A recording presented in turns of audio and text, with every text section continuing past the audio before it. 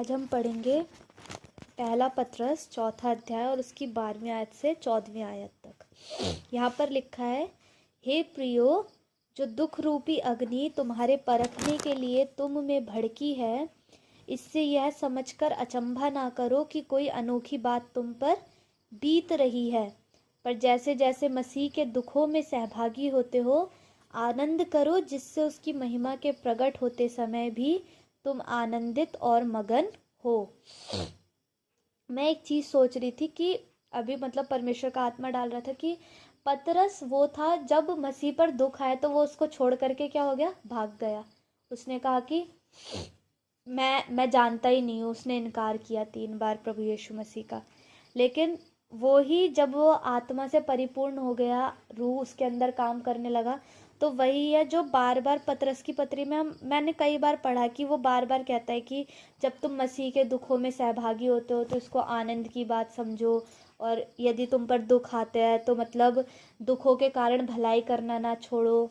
और बहुत बार बोलता है वो। फिर वो इतना स्ट्रांग हो गया पतरस कि दुख भी आ रहा है, तकलीफ भी आ रहा है, तो क्या नहीं कर रहा है, वो पीछे नहीं हट रहा है, मसीह के लिए इनकार नहीं कर रहा है।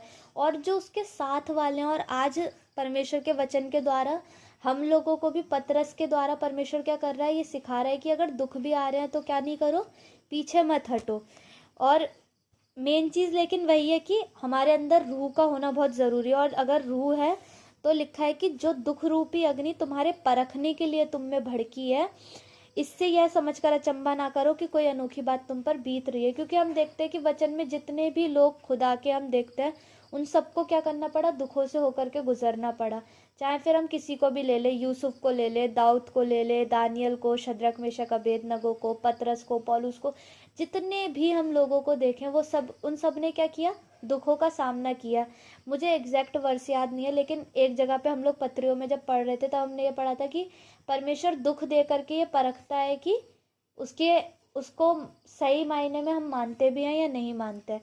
तो यहाँ पर वही चीज़ है कि दुख रूपी अग्नि, अगर दुख हमारी ज़िंदगी में आ रहे हैं तो वो इसलिए आ रहे हैं ताकि हम परखे जाए।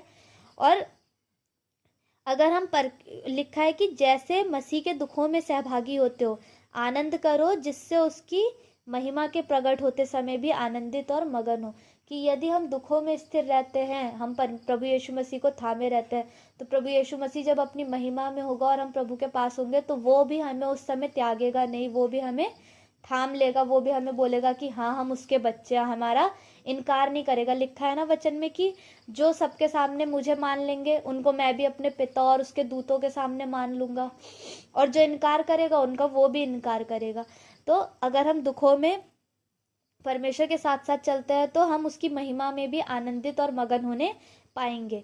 फिर 14वीं आयत में लिखा है कि फिर यदि मसीह के नाम के लिए तुम्हारी निंदा की जाती है तो तुम धन्य हो, क्योंकि महिमा का आत्मा, जो परमेश्वर का आत्मा है, तुम पर छाया करता है। जब हम देखते हैं ना महिमा का आत्मा, जो परमेश्वर का आत्मा है, तो यहाँ पे हम एक ही चीज समझते हैं कि मसीह के दुखों में सहभागी होने पर हम आनंदित तभी होंगे, या हम धन्य अपने आप को मानने पाएंगे, जब आत्मा हमारे अंदर होगा। तो रूह का हमारी जिंदगी में होना बहुत जरूरी है। हम ये नहीं कह सकते कि भाई हम सिर्फ प्रभु यीशु मसीह को ही मानते हैं, सिर्फ खुदा को ही मानते हैं, पवित्र आत्मा कुछ नहीं है, पवित्र आत्मा तो पेंटिकॉस्टल वालों के लिए, ऐसा मैंने बहुत लोगों को बोलते सुना है। लेकिन पवित्र आत्मा हम सबकी जिंदगी में होना बहुत जरूरी है, क्योंकि पवित्र आत्मा को यीशु मसीह ने सहायक करके दिया है। तो पवित्र आत्मा का हमारी जिंदगी में होना बहुत जरूरी है, क्योंकि जब तक पवित्र आत्मा नहीं होगा तब तक हम मसीह को अपना उद्धारकर्ता नहीं मान सकते हैं, तब तक हम मसीह के दुखों में ऐसे आनंद के साथ सहभागी होना, जो लिखा है ना, वो नहीं हो सकते। कि दुख भी आए, कलेश भी आए, तब भी हम मसीह को ही थामे रहे। क्योंकि बहुत सारे ऐसे होते हैं जो दुख और कलेश आते हैं, वो कहते हैं खुदा ने हमारे लिए किया ही क्या है, खुदा को छोड़ देते हैं, इधर उधर जाने लगते हैं, मूर्ति पूजा में या जादू टोने में, टोटकों में। लेकिन जब आत्मा अंदर होता है, तो चाहे दुख आ जाए, तकलीफ आ जाए, कैसी भी स्थिति हो, इंसान क्या होता है, प्रभु को ही थाम करके चलता है। तो हम इस चीज को ध्यान में रखें कि हम पवित्र आत्मा के साथ अपने संबंध को दिन प्रतिदिन और मजबूत करते जाएं, ऐसे बनते जाएं कि पवित्र आत्मा हमारे अंदर पूर्ण रीति से समा जाए और हमारे में से बहने पाए, और हम मसीह के लिए दुख भी उठाए तो आनंद के साथ उठाए, और प्रभु के राज्य में दिन प्रतिदिन बढ़ते जाए।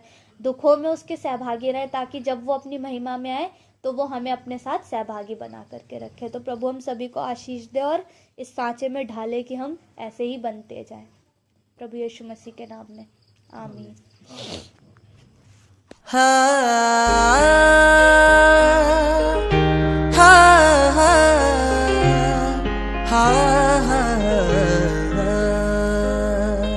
ऐ खुदा पाक